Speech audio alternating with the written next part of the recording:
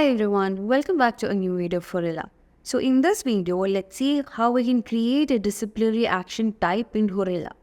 So to create a new action type, we can go to the settings over here and under the employee, we have the disciplinary action type. So we can go there.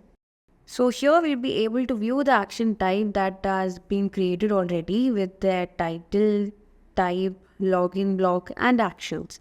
So to create a new one, let's click on this create option over here and we have to give a title here. So let's give the title as suspension, and we also have to select an action type for the action that we are creating.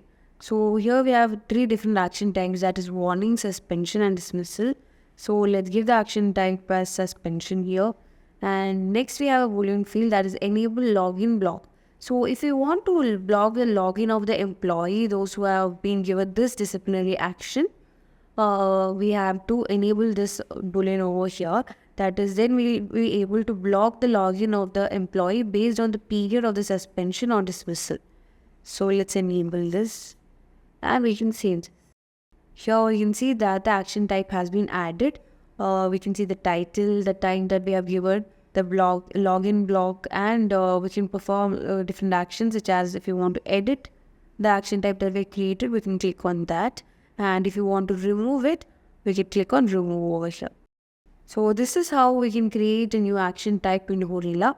So hope it is clear and thank you for watching.